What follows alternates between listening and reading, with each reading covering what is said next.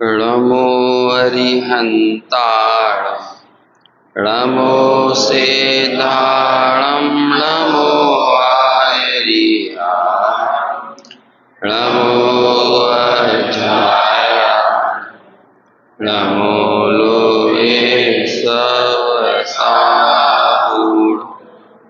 मंगलम भगवान वीरो मंगलम गौतमो गणि मंगलम कुंद कुंदादि जैन धर्मोस्तु सर्वमंगल मांगल्य सर्व कल्याणकारी प्रधानां सर्वधर्माणां जैनं जयतु जैनं जयतु नमः समय साराय स्वानुभूत्या च कांसते चित्स्वभावाय भावाय सर्वभावान्त वंदितु सर्वसिद्धे धूमचलमणोवमं गतिं पत्ते वोच्छामि समय पाहुड़ निड़मो सुध केवली गणित। समय सार ग्रंथादिराज की पहली गाथा मंगलाचरण स्वरूप लिखी। इस गाथा में सिद्धों को नमस्कार करके सिद्धों के विशेषण बताकर इस समय सार ग्रंथ को कहने का संकल्प प्रतिपादित किया है और इसी गाथा की टीका के ऊपर अपन चर्चा कर रहे हैं। अभी तक की जो चर्चा हुई उसमें आचार्य अमृतचंद्र लिखते हैं कि सभी सिद्धों को भाव और द्रव्य स्तुति से अपने आत्मा में तथा पर के आत्मा में स्थापित करके मैं द्रव्य वचन से समय सार कहूँगा और भाव वचन से भी समय सार कहूँगा। ये जो समय सार हम पढ़ रहे हैं ये तो द्रव्य वचन वाला समय सार है, लेकिन जब इसे द्रव्य वचन वाल से कह रहे थे आचार्य तो अकेले वो कह ही नहीं रहे थे, किसी रस्म को निभा नहीं रहे थे, है ना।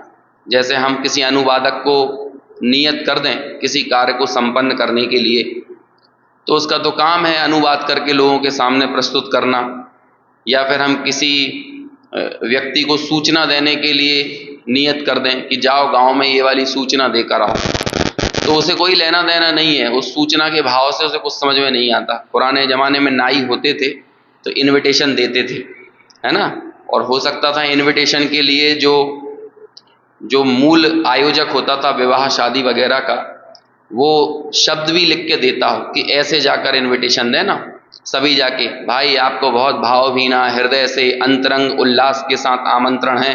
लेकिन आप बताओ नाइयों के चित्त में कितना उल्लास रहता था, है ना। वो जितने अच्छे वो द्रव्य वचन से तो दे रहे हैं लेकिन भाव वचन से नहीं करते थे। जब आचार्य समय सार कहते हैं तो सिर्फ कह नहीं रहे, अंदर से उछल भी रहे हैं। इस समय सार की अनुभूति, इसके विचार, इसकी चिंतन प्रक्रिया से वो आनंदित भी हैं और तब जाकर ये हमारे सामने प्रस्तुत कर रहे हैं। तो इसे ही बोलते हैं भाव वचन। भाव वचन और द्रव्य वचन से हमारे सामने ये परिभाषण किया जा रहा है, कहा जा रहा है समय सार। और वे सिद्ध भगवान हमारे आदर्श इसलिए हैं क्योंकि हमारा वास्तव में साध्य तो आत्मा है, लेकिन उस आत्मा की याद दिलाने वाला यदि किन्हीं का चिंतन इस जगत में है तो वो मात्र सिद्धों का चिंतन है। इसलिए हम सिद्धों का चिंतन करते हैं, उससे हमें सिद्धों के प्रतिछंद स्थान पर हमें आत्मा यानी अपनी याद भी आ जाती है। इसलिए हमने उन सिद्धों को नमस्कार किया और वे सिद्धों को जब नमस्कार किया तो उनके जो 3 विशेषण कहे उनमें से 2 विशेषणों की अपन ने कल चर्चा की थी। उसमें पहला तो ये था ध्रुव। वैसे तो पर्याय अध्रुव होती है लेकिन फिर भी सिद्ध पर्याय को यहाँ ध्रुव कहने के पीछे क्या विवक्षा है, क्योंकि वो पर्याय बिना ध्रुवत्व के अवलंबन के पैदा नहीं हो सकती। उस सिद्ध पर्याय में से ध्रुवत्व का अवलंबन चला जाएगा तो वो सिद्ध पर्याय भी टिकने वाली नहीं है। कारण परमात्मा की यही विशेषता होती है कि वो कारण परमात्मा कार्य रूप में प्रकट होने के बाद भी कारण परमात्मा तो जैसा का तैसा ही रहता है। समझ में आया? कारण शुद्ध पर्याय की जब चर्चा चलती है या शुद्ध भाव की जब चर्चा चलती है, देखो शुद्ध भाव दो तरह के होते हैं। एक शुद्ध भाव तो वो होता है जो प्रकट पर्याय में दिखता है, और एक शुद्ध भाव उसे भी कहते हैं जिसका आश्रय लेकर वो पर्याय में प्रकट होने वाला शुद्ध भाव पैदा होता है। समझ में आया ना? नियम सार का जो शुद्ध भाव अधिकार है वो प्रकट शुद्धता की बात नहीं है, बल्कि त्रैकालिक शुद्धता की बात है। समझ में आया? त्रैकालिक शुद्धता तो तभी है कि जो प्रकट शुद्धता में बदल जाए, इसके बाद भी अपने आप को ना छोड़े।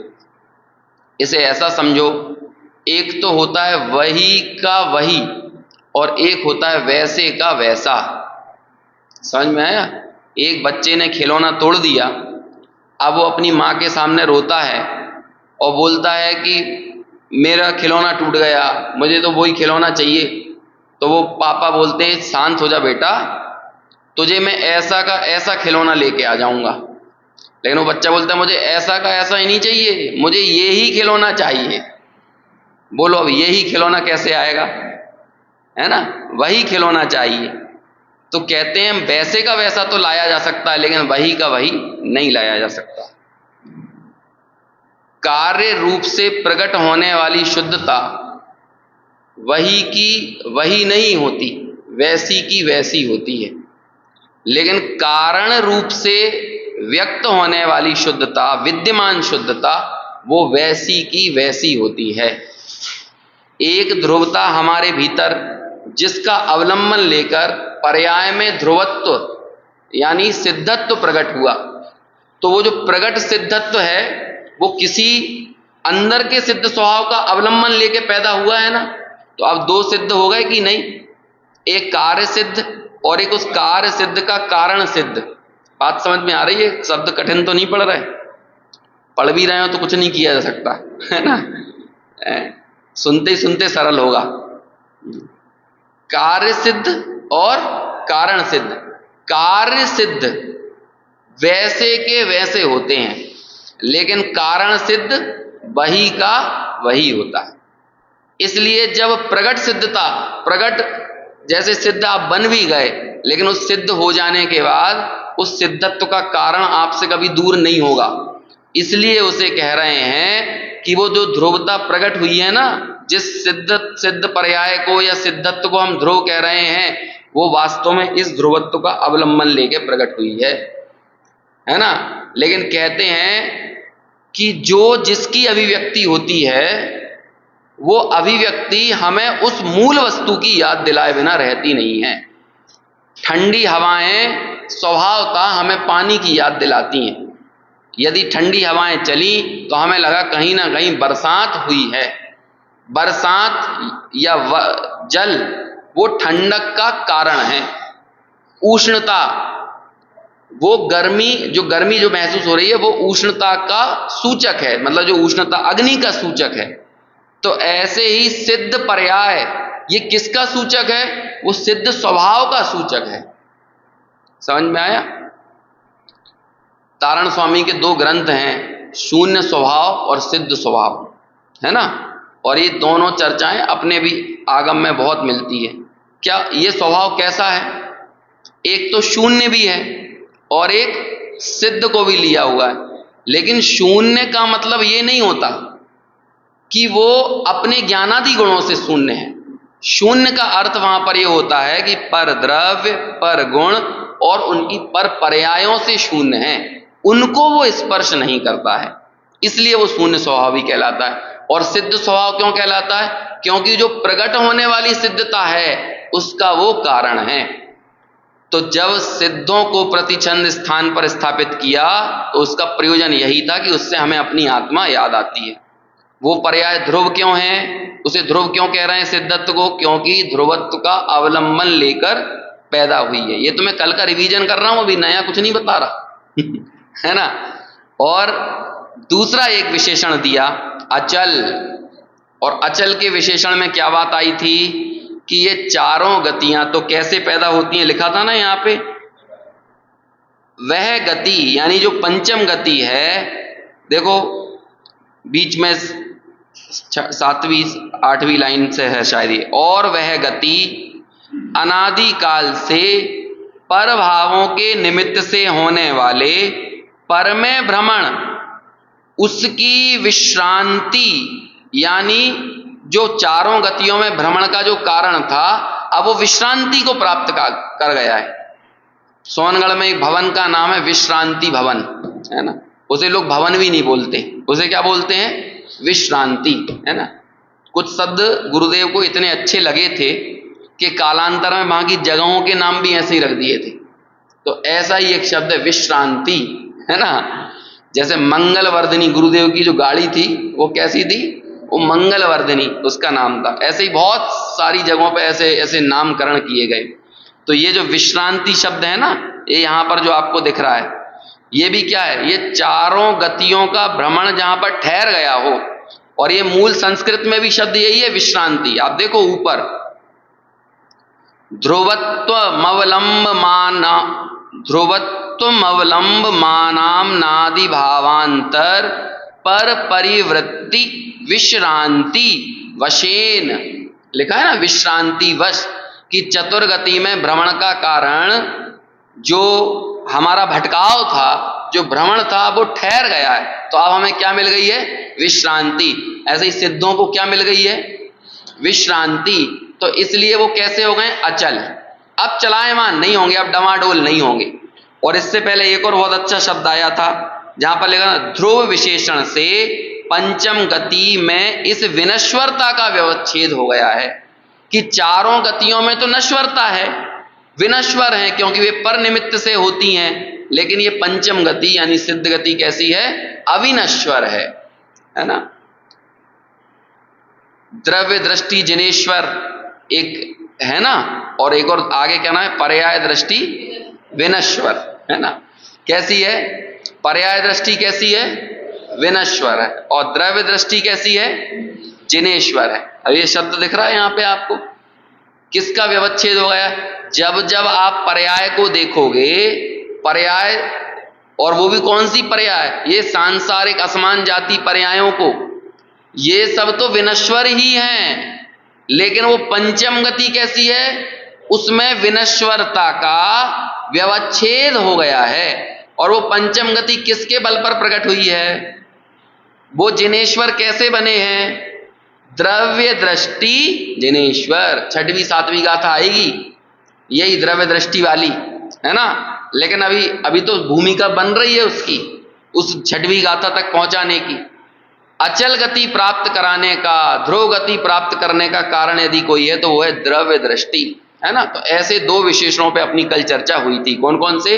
ध्रुव और अचल। अब देखो अनुपम। और वह जगत में जो समस्त उपमा योग्य पदार्थ हैं उनसे विलक्षण अद्भुत महिमा वाली है, इसलिए उसे किसी की उपमा नहीं मिल सकती, है ना। आप पूछ रहे थे अनुपम का मतलब कैसा है? वो सिद्धों का सुख कैसा है? दो उपमा कैसा है? जैसा मजा हमें वो शादी विवाह में आया था ना, जैसा हम वो वहां घूमने गए थे तो आया था ना, जैसा हमने हमारे जीवन में पहली नौकरी लगी थी तो आनंद आया था, जैसा हमने हमारे हाथ में जब पुत्र को पहली बार लिया था तो जो आनंद आया था, बोलो कौन सी उपमा दोगे उसको? कैसे वो सिद्धत्व की उपमा कैसे दोगे?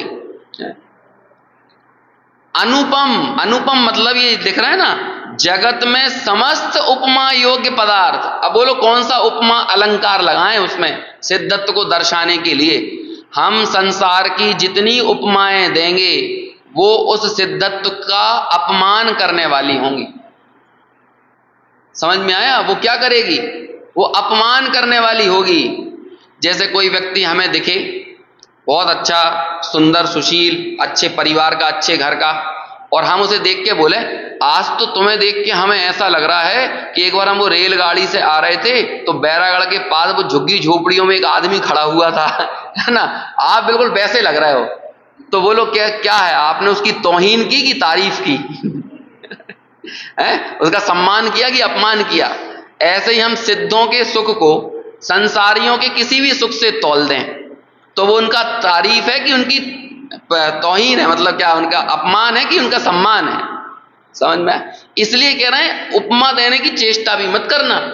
कई बार आगम में ऐसा आ जाता है कि तुम्हें जैसा स्वर्गों का सुख है ना, उससे अनंत गुना सुख जो है वो सिद्धों को है। तो लोग बाग ये समझ लेते हैं कि स्वर्ग के सुख को गुणा करते करते अनंत बार कर दो तो कैसा सुख आ जाएगा? सिद्धों का सुख आ जाएगा। टोडरमल जी ने इसका स्पष्टीकरण दिया मोक्ष मार्ग प्रकाशक में। उन्होंने कहा कि भैया दोनों की जाति जुदा जुदा है, दोनों को कोई कंपैरिजन नहीं है, नो कंपैरिजन, तुलना नहीं कर सकते। और यदि तुलना कर रहे हो और वैसी तुलना को महसूस भी कर रहे हो तो ये उनकी तारीफ नहीं है, उनकी बेइज्जती है। समझ में आया?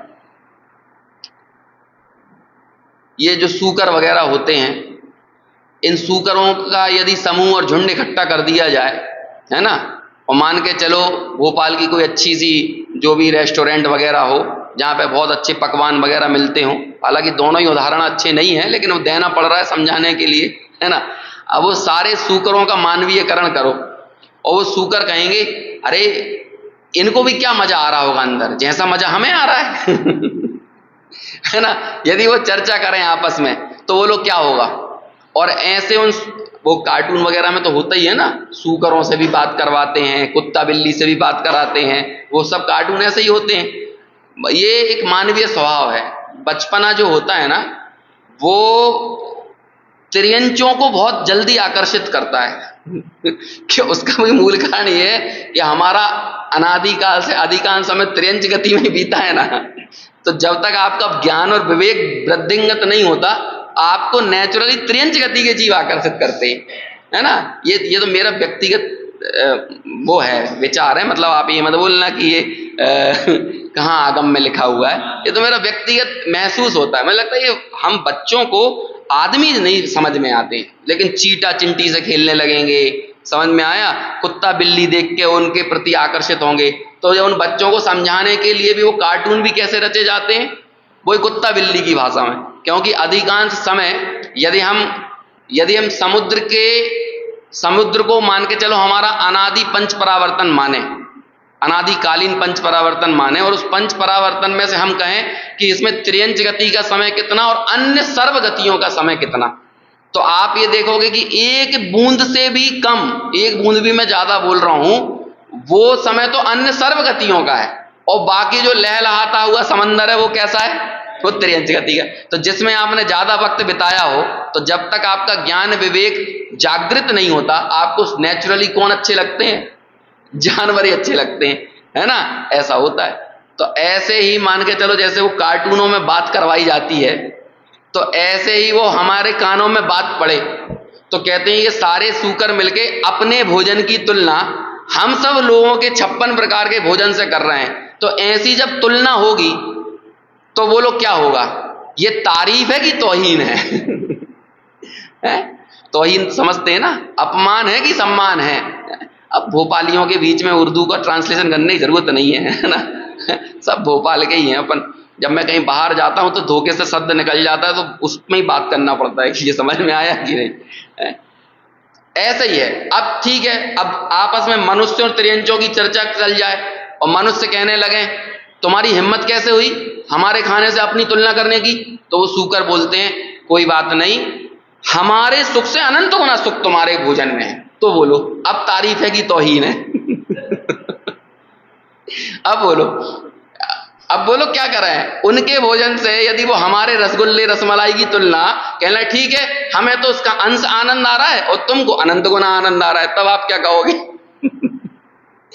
बेइज्जती होगी ना। ऐसे ही अब संसार के किसी भी सुख से सिद्धों की तुलना करने जाओगे तो वो सिद्धों की बेइज्जती है, वो सिद्धों का सम्मान नहीं है, वो उनकी तारीफ नहीं है।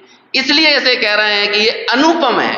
कैसा है वो सिद्धों का सुख, वो सिद्धों की गति कैसी है, वो अनुपम है। वो ध्रुव तो है ही, वो अचल तो है ही, और वो अनुपम भी है। आप उपमा देने की कोशिश मत करो तो कैसे पता चलेगा, कैसे जाने हम उसे, कुछ नहीं बन जाओ तो ही जान पाओगे, और कोई तरीका है नहीं है, है ना।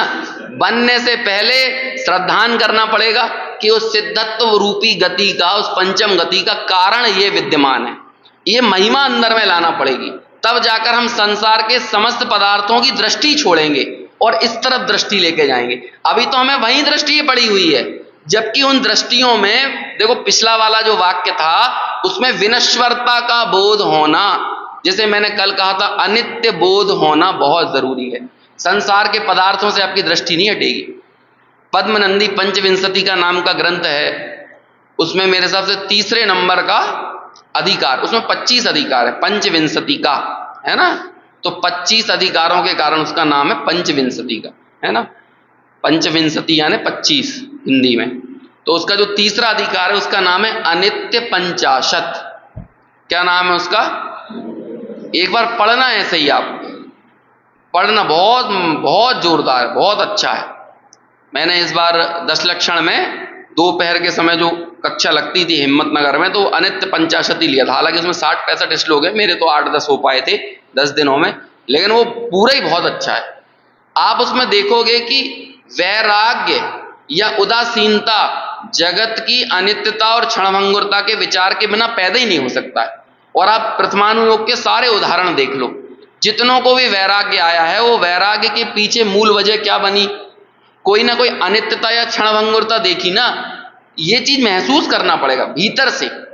हम लोग हमारी वर्तमान स्थितियों में, थोड़ी छोटी सी उपलब्धियों में इतने मगन हो जाते हैं कि हमें लगता है कि जो मैं बार बार ये बोलता हूं, वो स्थिति हमें टंकोत्कीर्ण लगने लगती है, वो हमें नित्य लगने लगता है।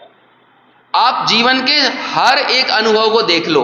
अभी तक हमने जीवन का एक बहुत बड़ा समय बिता लिया है। अरे हम कह रहे हैं कि जब हमने हमारे घरों में ये टाइल्स फ्लोरिंग करवाई थी ना, तब भी हमें लगा था कि भाई ये तो टंकोत्कीर्ण है, लेकिन 5 साल बाद वो बुरा लगने लगा आपको। हमारे गांव में बहुत पहले हमारे बड़े पापा का घर बना, तो पूरे गांव में पहली बार दाने हुए थे। दाने चलते थे ना पहले फ्लोरिंग में दाने, तो ऐसा लगता था भैया ये तो बहुत अद्भुत और मंगलकारी चीज है, ट्रेंडिंग है, ये अद्भुत चीज है। अब आज बोलो दानों वाला घर कैसा लगेगा है? अब वो दानों के बाद फिर वो मोटे टाइल्स चलने लगे थे। अब वो मोटे टाइल्स कैसे लगने लगे? कुछ समय वो चले थे ना वो बाद में, फिर वो टाइल्सों के और आकार, फिर वो छोटे पतले आ गए, फिर बड़े 2x2 के आ गए, फिर 4x2 आ गए, फिर अब 8x4 आ गए। अब और नई नई चीजें ट्रेंडिंग होती जा रही हैं। कितनी भी चीजें ट्रेंडिंग होंगी, वो कितने दिन चलेंगी? इससे समझ में नहीं आता अनित्यता। हमने जब पहली बार अपना मकान बनाया था तो ऐसे हुए थे जैसे कि मैं चौड़ा और बाजार सकरा, बाकी सब कुछ नहीं है ना। वो दूसरों के लिए उद्घाटन किया जाता है, वो वास्तव में अपनी वैभव दिखाने के लिए किया जाता है, और कुछ के लिए नहीं किया जाता, है ना। कि आओ देखो हमारा क्या अद्भुत काम हुआ है, और हम अंदर से एकदम उल्लासित होते रहते हैं भीतर ही भीतर, है ना, कि ये दुनिया में पहला मैं आदमी हूं जैसे मकान बनाया। पहली मकान बनाने वाले हर आदमी को ये गलत फहमी होती है, और हर आदमी ये सोचता है अपना मकान सोच के कि अब वो ठेकेदार बन सकता है है ना। ये गलत फहमी भी सबको होती है एक मकान बनाने के बाद, है? मतलब एक कर्तापने का भूत ऐसा सवार हो जाता है। पहले एकत्व होता है और फिर कर्ता बनने की गुस्ताखी करता है। लेकिन आप कुछ मत करो, आप अपने जीवन की पिछली उपलब्धियों को देखो, जो जो आपने अर्जित किए हैं। आज आपको कैसा लगता है? अरे हम हमारे बचपन की उपलब्धियों को याद करें। आज हम हमारे बच्चों को उन उपलब्धियों पर झूमता हुआ देखते हैं तो हमें लगता है क्या बचकानी हरकत है। और आज भी यदि आप उन्हीं चीजों पर झूम रहे हो तो फिर अपने ऊपर विचार करो कि वाकई में बड़े हो गए कि नहीं, है ना। विचार करो। बहुत सारे आजकल मैं देखता हूं कि वो उन्हीं चीजों पर आज भी आदमी नाच रहा है, गा रहा है, जिन चीजों पे आज से 25 साल पहले 10 साल 12 साल की उम्र में झूमता था, आज भी उन्हीं पे झूम रहा है। कितनी परसेंटेज बन गई, कौन सा एग्जाम निकल गया, कौन सा क्या हो गया, हमें पता नहीं क्या लग रहा है कि हम कितना लंबा जीवन लेके आए हैं। या कोई पल्लियों का पूर्वों का जीवन तो है नहीं, जब पल्लियों और पूर्वों का जीवन भी चुटकियों में बीत जाता है। इधर तो सोचते ही सोचते पता ही नहीं चला, ये सोचते ही सोचते 37 साल के हो गए योजना बनाते बनाते, है ना। और आप अपने अपने जीवन में देखो, जो जितने जितने वर्ष का हो गया, योजना ही बन रही है। आज भी योजना बन रही है, जीवन के अंतिम पड़ाव पर बैठे हुए। अभी मैं एक ग्वालियर में गया तो जहां रुका हुआ था, तो वो थोड़े अंकल जी थे, उनको तो धर्म में रुचि नहीं थी, लेकिन आंटी को थी। अब ग्वालियर की भाषा थोड़ी चुटीली होती है ना, नेचुरली भाषा बोलते हैं, है ना। तो कहते हैं, अब वो उनकी उम्र थोड़ी ज्यादा थी, तो वो आंटी जिनके यहाँ गए तो बोलते हैं कब्र में पैर लटक रहे हैं मगर अभी भी इन्हें चढ़ी है कि इनकी शादी का व्यवहार दे आए, इनकी शादी का व्यवहार दे के आ जाए, है ना, बच्चा दुकान पे गए हैं कि नहीं, ये कर रहे हैं कि नहीं, बस यही चीजें सोच रहे हैं। तो अब मैं कहते भैया ये अकेला उनका दोष नहीं है, ये प्रायः दुनिया में हर एक आदमी का ऐसा ही नेचर चल रहा है। उसे ये बात अनित्यता का बोध नहीं हो रहा है। मैं ये जो बात निकली थी ना पिछली, पंचम गति में पर निमित्त से होने वाली अन्य सर्व गतियों की विनश्वरता, वो विनश्वर है चारों गतियां, और पंचम गति कैसी, अविनश्वर है, इसलिए वो अचल है। ये सब चलायमान है। जब आपको वो अनित्यता का बोध होगा तब जाकर आपको उन सिद्धों की महिमा आएगी, और जब उन सिद्धों की महिमा आ जाएगी तो उन सिद्धत्व का कारण इस सिद्ध की महिमा आएगी। समझ में आया? क्योंकि ये अविनश्वर है। द्रव्य दृष्टि जिनेश्वर, पर्याय दृष्टि विनश्वर। पर्यायों को देखोगे तो विनश्वरता में ही झूलते रहोगे, और द्रव्य दृष्टि करोगे तो इस अविनश्वर स्वभाव के अवलंबन से अविनश्वर सिद्ध दशा की प्राप्ति कर लोगे। तो कैसी है वो जगत की सर्व उपमा योग विलक्षण अद्भुत महिमा वाली है, इसलिए उसे किसी की उपमा नहीं मिल सकती। इस विशेषण से चारों गतियों में जो परस्पर कथनचित समानता पाई जाती है उसका पंचम गति में निराकरण हुआ है। बोलो, चारों गतियों में समानता क्या है? त्रियंच, मनुष्य, देव, इन सब गतियों में क्या समानता है? कई समानताएं। यहां तो कथनचित, कथनचित भी मतलब समानता है, कथनचित असमान है, कथनचित समान है। क्या समानता है? सब नष्ट होने वाली हैं। और सर्व गतियों में परम सुख नहीं है। इन गतियों में से किसी में भी आप मगन रहो तो इनमें कहीं पर भी सुख नहीं है, सुख का लेश नहीं है। लेकिन पंचम गति साक्षात सुख स्वरूपी है। ऐसे आप कहीं देखोगे तो वो पंचम गति इन सब से असमान है। चूंकि वो असमान है इसलिए वो अनुपम है, इनकी उपमा उनमें नहीं दी जा सकती। और उस गति का नाम अपवर्ग है। क्या है? अपवर्ग। एक दिन अपनी इस पे बात निकली भी थी। धर्म, अर्थ, काम और मोक्ष, ये चार पुरुषार्थ कहलाते हैं। इनमें से तीन पुरुषार्थ को कहलाते हैं त्रिवर्ग, और त्रिवर्ग रूप पुरुषार्थ संसार का कारण होता है। और चौथा जो पुरुषार्थ है वो अपवर्ग कहलाता है। चौथा पुरुषार्थ क्या होगा? मोक्ष का पुरुषार्थ। इसलिए वो अपवर्ग कही जाती है। वो मोक्ष को क्या कहा जाता है? अपवर्ग। वो अपवर्ग है। ऐसी पंचम गति को सिद्ध भगवान प्राप्त हुए हैं। उन्हें अपने तथा पर के आत्मा में स्थापित करके। दूसरी बार आ रहा है ये बात। एक तो शुरुआत भी यहां से की थी। देखो, सबसे पहली सेकंड लाइन, ग्रंथ के प्रारंभ में सर्व सिद्धों को भाव और द्रव्य स्तुति से अपने आत्मा में तथा पर के आत्मा में स्थापित करके फिर उन सिद्धों के विशेषण बताए, उस सिद्धत्व के विशेषण बताए, और उसके बाद फिर ये कहते हैं ऐसी पंचम गति को सिद्ध भगवान प्राप्त हुए हैं, वहां अपने में तथा पर के आत्मा में स्थापित करके समय का यानी सर्व पदार्थों का अथवा जीव पदार्थ का प्रकाशक जो प्राभृत नामक अरहत प्रवचन का अवयव है, उसका अनादि काल से उत्पन्न हुए अपने और पर के मोह का नाश करने के लिए परिभाषण करता हूं। ये समय प्राभृत क्या है? प्राभृत किसे कहते हैं? वो कह रहे हैं कि अरहत के प्रवचन का अवयव, अवयव यानी उसका अंश, उसका ही हिस्सा। ये जो मिठास आ रही है ना, ये कहां से आ रही है? ये साक्षात अरहंत के प्रवचनों का अवयव है, इसलिए मिठास है। साक्षात ये दिव्य ध्वनि का अंश है, इसलिए इसे कह रहे हैं कि अरहत प्रवचन का अवयव। ऐसे उस अरहत प्रवचन के अवयव को मैं आप सबके सामने प्रस्तुत करूंगा। मैं मतलब कौन? अमृत चंद्राचार्य, आचार्य कुंद कुंद, है ना। आचार्य कुंद कुंद का ही अर्थ अमृत चंद्राचार्य क्या कर रहे हैं? परिभाषण करता हूं।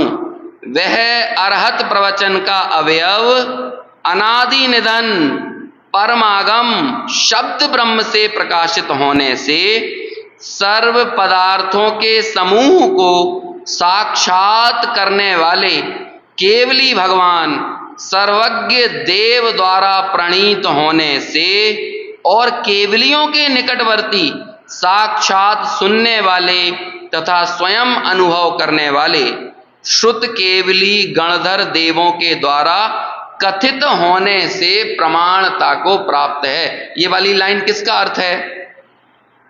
मिणमो केवली, मिणमो सुध केवली मणिदम। कौन के द्वारा कहा गया है? श्रुत केवलियों के द्वारा कहा गया है। श्रुत में केवलियों के द्वारा कहा गया है और केवली श्रुत केवली दोनों के द्वारा कहा गया। ऐसा ये तीन अर्थ निकलते हैं श्रुत केवली के। तो ये कहां से आया है? सीधा आया कहां से? केवली भगवान से। और इसको वेरीफाई कौन ने किया है? श्रुत केवलियों ने किया। इसलिए केवलियों का अत्यंत निकटवर्ती किसको कहा जा रहा है? श्रुत केवलियों को। समझ में आया? अब हम सबको अभी ये 9वीं 10वीं गाथा में फिर आएगा केवली श्रुत केवली की। केवली श्रुत केवली क्या होता है पता है? हाँ, केवली मतलब अरहंत है ना। वैसे सिद्ध भी होते हैं, लेकिन उपदेश देने की परिपाटी किनकी होती है? केवली। केवली, हाँ केवली की, ठीक है ना। सामान्य केवलियों की गंध कुटियां लगती हैं, तीर्थंकर केवली का समावशरण लगता है, लेकिन प्रस्तुत करने वाले वही। जम्बू स्वामी ने भी यही बात कही, लेकिन उनकी गंध कुटी लगी होगी, ठीक है ना। और श्रुत केवली कौन होते? जिन्हें द्वाद सांग का ज्ञान होता है, वो क्या कहलाते हैं? श्रुत केवली। नहीं, अन्य सामान्य श्रुत केवली होते हैं। सामान्य श्रुत केवली।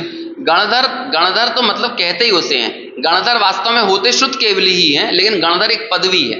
कैसी पदवी है कि वैसे श्रुत केवली तो बहुत होंगे तीर्थंकर के समीप निकटवर्ती, लेकिन गणधरों में एक विशेष पात्रता होती है कि वो चीजों को ग्रहण करके उसे गूंथ कर सामने प्रस्तुत कर सकते हैं। ऐसी एक विशेष स्पेशल क्वालिटी होती है, इस कारण वो गणधर संज्ञा को प्राप्त करते हैं। वो रहते 6वें 7वें गुण स्थान वाले ही हैं। आप यदि आनंद का मापन करोगे तो कोई अन्य मूक मुनिराज हों जो 6वें 7वें गुण स्थान में झूल रहे हों, और वैसा ही आनंद कौन को मिल रहा है? गणधरों को। आप ये मत समझना कि गौतम गणधर और कोई दूसरे सामान्य 6वें 7वें गुण स्थानवर्ती मुनिराज, इनमें कोई अंतर है? ये अंतर तो हमने व्यवस्था की दृष्टि से बनाया है, बस इतनी बात है। समझ में आया? तो इस कारण वो पद भी हो जाती है। अब वो क्या, हमारी दृष्टि में उपाधियों का महत्व तो बहुत रहता है। समझ में आया? तीर्थंकर अरहंत हों और सामान्य अरहंत हों, बोलो अरहंतों के आनंद में क्या फर्क है?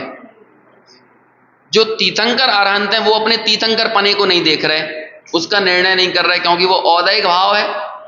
और ऐसे ही जो सामान्य अरहंत हों वो भी अपने वर्तमान प्रकट उदय को नहीं देख रहे, तो दोनों ही उदय से निरपेक्ष ज्ञायक को देख रहे हैं। महानता तो उस ज्ञायक में डूबने के कारण है। हमारी दृष्टि में यदि उपाधियों का महत्व पड़ा हुआ है तो ये अपने स्वयं के, समझ लो कि अनादिकालीन संस्कार का फल है कि हमें उपाधि के बगैर कोई आदमी की कदर नहीं आती है। इसलिए तो आत्मा की कदर नहीं है। आत्मा में कौन सी उपाधि है? उपाधि औदैहिक भावों की देन है। आत्मा तो समाधि का कारण है, आत्मा उपाधि का कारण नहीं। इस जगत में समाधि एकमात्र आत्मा के अवलंबन से होती है, और इस जगत में उपाधियां एकमात्र कर्मोदय के अवलंबन से, मतलब कर्मोदय के फल में होती हैं। समझ में आया? अब बोलो किसका मन?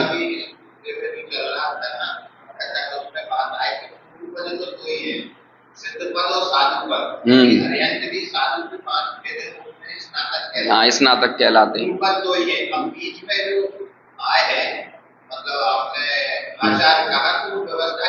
बस ये सब व्यवस्थाएं हैं, बस। वो तो ये सब सठखंडागम में मंगलाचरण कर दिया और भेद करके इन सब व्यवस्थाओं को समझा दिया। जब जब चीजें भेद करके समझाई जाए ना, तो समझ लो कि सामने जनता अपरिपक्व बैठी हुई है ना। पंचम काल की जनता, पंचम काल के श्रोता अपरिपक्व हैं। इन्हें बिना भेद किए चीजें बताई ही नहीं जा सकती। लेकिन हमेशा ध्यान रखना, बातें या उपदेश भेद में दिया जाता है, लेकिन ग्रहण अभेद का किया जाता है। और जब तक हम भेद से अभेद तक पहुंचना नहीं सीखेंगे, तब तक काम होने वाला नहीं है। दुनिया में गलती जरूर अपने साथ ये होती है कि जिनमें साक्षात भेद है हम उन्हें अभेद बनाने की कोशिश करते हैं, समझ में आया? लेकिन जिनमें भेद है उन्हें भेद करने का प्रयास कभी नहीं करते। और पुरुषार्थ किसका नाम है? भेद में भेद करने का नाम पुरुषार्थ है। भिन्न को भिन्न जानने का नाम पुरुषार्थ है, भिन्न को अभिन्न बनाने का नाम पुरुषार्थ नहीं है। जैसे रुपया पैसा साक्षात भिन्न है, लेकिन हम पूरा जीवन क्या पुरुषार्थ में लगा देते हैं? इसे अभिन्न बनाने में। ये मेरा हो जाए, मेरा हो जाए, है? घर परिवार पत्नी बच्चे ये साक्षात भिन्न हैं, लेकिन पूरा जीवन किस चीज में निकल जाता है? इन्हें अभिन्न बनाने में। लेकिन ज्ञान और राग सदा सर्वदा भिन्न हैं। इसे भिन्न को भिन्न जानने मानने का पुरुषार्थ जीवन में कभी नहीं करते। और पुरुषार्थ किसे मान लेते हैं? अभिन्न, भिन्न को अभिन्न बनाने में। जो भिन्न ही है हमें ये पुरुषार्थ लगता है। सोचो पूरा जीवन किस में निकल गया अपना? बाल बच्चे हमसे प्रसन्न बने रहे, पत्नी हमसे प्रसन्न बनी रहे, पत्नी बिल्कुल मेरे अनुसार चले, हम तो एक शरीर दो शरीर एक जान है, यही बनाने। क्यों झूठ बोलते हो भाई? कोई दो शरीर एक जान नहीं है। ये झूठे, क्या झूठ को सैकड़ों बार बोलने से वो सच नहीं बदल जाएगा, है ना? बच्चे हमारे ही अंश हैं, कोई अंश नहीं है, भिन्न है, समझ में? साक्षात भिन्न है। उन्हें अपना अंश, उन्हें अंश और अपने आप को अंशी मानना बंद करो। समझ में आया? अंश और अंशी समझते हैं? जैसे द्रव्य को अंशी कहा जाता है और पर्याय को अंश कहा जाता है। द्रव्य और पर्याय की जैसी अभिन्नता है, ऐसी कोई अभिन्नता आपकी बच्चों के साथ नहीं है, रुपए के साथ, घर गृहस्थी के साथ, इसके साथ नहीं है। इस भिन्न को भिन्न जानो, भिन्न को भिन्न जानना ही दुनिया का सर्वोत्तम सर्वोत्कृष्ट पुरुषार्थ है। अभिन्न को भिन्न बनाना झूठा पुरुषार्थ है, बहुत बड़ी गलत फहमी है। इस मिथ्या पुरुषार्थ के फल में हम खेद खिन्न होने के अलावा कुछ नहीं कर सकते, और इसके अलावा और कोई रिजल्ट मिलने वाला नहीं है। आप अपने जीवन में देखो, 10-20 साल तक जिससे हमारी बहुत नजदीकी थी, हमें पता ही नहीं चला कब दूरी हो गई, क्योंकि राग की सीमाएं होती हैं। राग असीम नहीं है, ज्ञान की जैसी असीमता होती है ऐसा राग नहीं है। राग तो कहीं ना कहीं आज ये थक जाता है, लेकिन हम क्या कहते हैं, एक राग में हम जब थक गए तो हम दूसरा राग करने लगते हैं, यही होता है। तो राग में आप सीमाओं के साथ प्रवर्तमान हो गए। अक्सर माता को इस बात का दुख होता है, पुत्र की माता को, कि जब से पत्नी आई है तब से मेरी तरफ ध्यान नहीं दे रहा, जब से बच्चे हुए हैं तब से मेरी तरफ ध्यान नहीं दे रहा। भाई उसके राग की क्षमता सीमित है, वो जब अपने राग को बच्चों में लगाएगा तो उसकी चली गई ना क्षमता वहां पे। अब तुम्हारे पास तो खुरचन आएगी राग की, तो इसलिए तुम्हें राग उतना नहीं मिलेगा। समझ में आया? हमें जबरदस्ती हम दुखी हो रहे हैं कि बच्चे हम पे ध्यान नहीं देते। अब तुमने भी तो यही किया था अपनी जवानी में, तुम्हारे जब बच्चे हुए थे तो तुमने भी तो अपने माँ बाप का समय काटा था ना, उनका राग सीमित हुआ था। और ये सब जगह होता है। अब पुत्री की अच्छी शादी हो गई, अब वो फोन, अब तो तुम फोन ही नहीं लगाती। यदि वो वहां दुखी रहेगी और वहां उसका राग नहीं जुड़ेगा तब तुम्हें बार बार फोन लगाएगी। और तुम क्या चाहते हो? दुखी रहे जो बार बार फोन लगाए। और आनंद में रहेगी तो क्यों लगाएगी? अब राग जुड़ गया ना वहां पे, तो अब राग जब जुड़ गया है तो अब उसका राग वहां खर्च हो गया।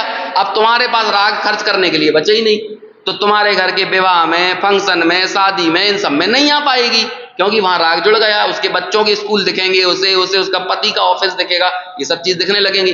और पति से पिटेगी कुटेगी तो वहां याद आएगी, क्योंकि वहां राग जुड़ नहीं पा रहा है।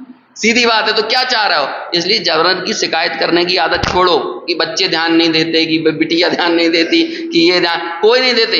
हर कोई अपने अपने वर्तमान प्रकट राग में व्यस्त है, बस उसमें व्यस्त है और उसी कारण त्रस्त है ना? और लेकिन त्रस्त होने का ही अभ्यस्त है इसे ही बोलते हैं व्यस्त त्रस्त अभ्यस्त रहा। हम लोग दुख के कार्यों में व्यस्त हैं, वहां व्यस्त होकर त्रस्त हैं, लेकिन उसी के अभ्यस्त हैं, है ना? हम हमारी दुकान में व्यस्त हैं, दुकान से त्रस्त हैं, लेकिन त्रस्त होने के अभ्यस्त हैं, इसलिए कल जाके फिर दुकान खोलेंगे। समझ में आया? सब चीजें ये कर, ये बाबूजी की पंक्ति है ना, मैं व्यस्त त्रस्त अभ्यस्त रहा, बस यही बात। चलो खैर वापस आते हैं अपने विषय पर।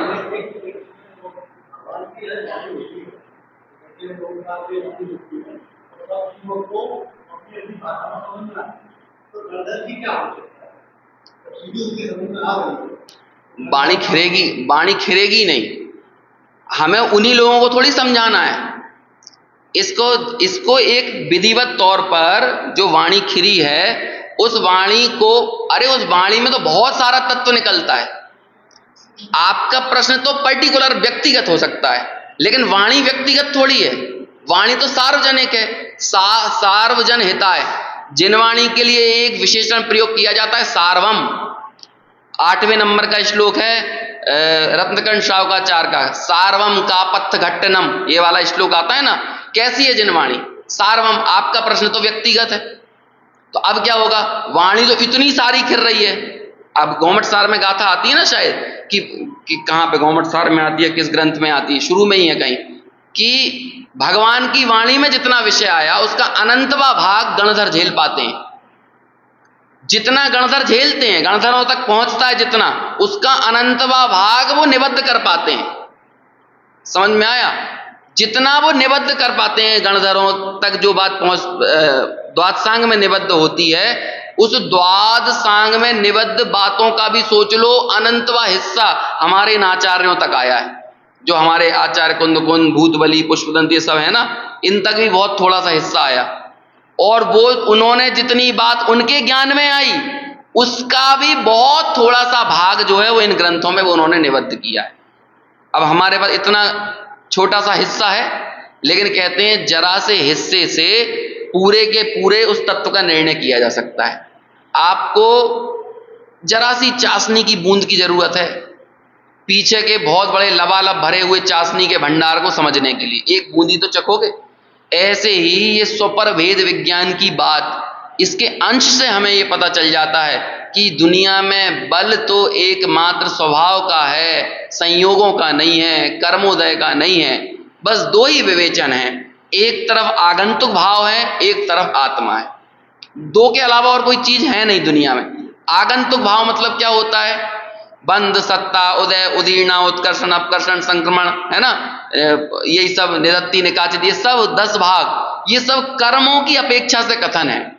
कर्मों की अपेक्षा से कथन भी इसलिए किया जा रहा है कि कर्म स्वभाव से भिन्न है। आप कर्मों की पूरे मैकेनिज्म को जान लो, कर्मों की पूरी प्रोग्रामिंग को जान लो, तो आपको क्या पता चला? इन कर्मों में ज्ञान का अंश भी विद्यमान नहीं है। दूसरा तरीका यह हो सकता है आगंतुक भावों से निरपेक्ष एकमात्र शुद्ध आत्मा का कथन करना। यही दो अलग अलग धाराएं बन जाती हैं। एक बन जाती है आगम की धारा, एक बन जाती है अध्यात्म की धारा। अध्यात्म की धारा को परमागम कहा जाने लगा, क्योंकि सर्व आगम का सार यदि कुछ है तो वो एकमात्र क्या है? आप जब कर्मों की चर्चा सुन रहे हो तो कर्मों को सुनते हुए भी कर्म को हाईलाइट नहीं करना है, तब भी हाईलाइट तो कौन होना चाहिए? आत्मा ही होना चाहिए। और इन अध्यात्म ग्रंथों में साक्षात उन कर्मों से निरपेक्ष एकमात्र शुद्ध आत्मा को हाईलाइट कर देते हैं, क्योंकि 3 काल में आज तक कभी किसी को कर्मों की दृष्टि करके, कर्मों पर की अनुभूति करके किसी को भी आत्मानुभूति नहीं हुई है, या उसका मोक्ष मार्ग प्रारंभ नहीं हुआ है। जगत में जितनों का भी मोक्ष मार्ग प्रारंभ हुआ, किसके बल पर हुआ है? आत्मा को ही ऊर्ध्व करके हुआ है, आत्मा को ही सर्वोत्कृष्ट जानकर हुआ है। इसलिए जिन्होंने आत्मा को अनुभव किया, उन सब ने उस आत्मा को द्रव्य कर्म, नौ कर्म, भाव कर्म से न्यारा अनुभव किया। और उन सब ने आत्मा में कर्मों की सत्ता को नहीं देखा, कर्मों की और आत्मा की भिन्नता को ही महसूस किया, तब जाकर ही वे सभी मोक्ष मार्ग में स्थित हुए हैं। और जिनकी आत्मा की और कर्मों की सन्निधि को ही जिन्होंने अनुभव किया, आज तक उनमें से किसी को भी मोक्ष मार्ग उनका प्रारंभ नहीं हुआ। इसलिए एकमात्र त्रिकाली शुद्ध एकत्व विभक्त आत्मा को दर्शाने वाला जो परमागम है, उसे अध्यात्म का शिरोमणि कहा जाता है। और ऐसा ही अध्यात्म का शिरोमणि ग्रंथ ये समय सार है। बात समझ में आई? ऐसे एकत्व विभक्त की चर्चा यहां पे की गई। तो जिनवाणी क्या कहते हैं, केवलियों की वाणी में तो सब बातें आएंगी, लेकिन आपका प्रश्न व्यक्तिगत होगा। उस सार्वम सब बातों को इकट्ठा करके उन्हें क्लासिफाइड करने के लिए, उनका वर्गीकरण करने के लिए किसकी जरूरत पड़ती है? गणधर की। जब तक वो नहीं आया तो कहते हैं आप तक आपकी बात पहुंच गई, बाकी का क्या हुआ? तो वो वाणी निकलेगी नहीं। तुम अपनी जरूरत के हिसाब से तो बटोर लोगे, बाकी तो जमीन पे फैल जाएगी, होगा कि नहीं? तो एक ऐसा आदमी चाहिए जो जमीन पर फैलने से उसको रोके, है ना? उस महत्वपूर्ण चीज को उस गरिमा के साथ ग्रहण करे, उसे उसकी गरिमा के साथ अपनी उचित बौद्धिकता के साथ यदि कोई प्रयोग करता है, झेलता है, उस व्यक्ति का नाम होता है गणधर। इसलिए गणधर की उपस्थिति में ही ये वाणी खिरती है। ऐसे उन अरहंत के प्रवचन का अवयव ये समय सार ग्रंथ है, जिसे सर्वज्ञ देव ने कहा है और उनके निकटवर्ती श्रुत केवलियों ने इसको अनुभव करके प्रमाण किया है। और अन्यवादियों के, अंतिम लाइन पढ़िए, यह अन्यवादियों के आगम की भांति छद्मस्थ यानी अल्प ज्ञानियों की कल्पना मात्र नहीं है कि जिसका अप्रमाण हो। अन्यवादियों की सर्व चर्चाएं तो छद्मस्तों के द्वारा कही गई हैं, जिन्होंने पूरी दुनिया को नहीं जाना है। जो वीतरागी हो, सर्वज्ञ हो, उसकी बात सच्ची भी होती है और अच्छी भी होती है। वीतरागता सर्वज्ञ की बात को अच्छी होने का कारण है और सर्वज्ञता उनकी बात के सच्ची होने का कारण है। लेकिन जो व्यक्ति रागी होगा और अल्पज्ञ होगा, उसकी बात ना सच्ची होगी और ना अच्छी होगी। वो हर व्यक्ति अपने तात्कालिक अनुभवों से बात करेगा। जैसे हम और आप लोग कहते हैं, हम हमारे अनुभव से कह रहे हैं। क्या कह रहे हो अपने अनुभव से? अब हर आदमी का अनुभव अलग अलग होता है। अभी बच्चे जब 10वीं पास कर लेते हैं और काउंसलिंग करने जाएं, तो जिस व्यक्ति के पास जाएंगे वो क्या सलाह देगा? हर व्यक्ति अपने अपने छद्मस्त ज्ञान से सलाह देगा ना। तुम तो इंजीनियरिंग कर लो, उसमें स्कोप है। तुम डॉक्टरी कर लो, उसमें स्कोप है। अब बोलो स्कोप काहे में है? स्कोप उसके पुण्य के उदय में है। तुम्हारी सलाह से उसका कुछ होने वाला नहीं है ना? यदि उसके दिन बदलना होगा तो बीच के सर्व निमित्त से अपने आप स्वयं मिलते चले जाएंगे। तो ऐसा ये समय सार अल्पज्ञ छद्मस्तों के द्वारा ना कहा गया है, बल्कि ये सर्वज्ञ के द्वारा प्रणीत होने से ये सब प्रमाण हैं, ये अप्रमाण नहीं है। और विशेष चर्चा इसकी अपन आगे।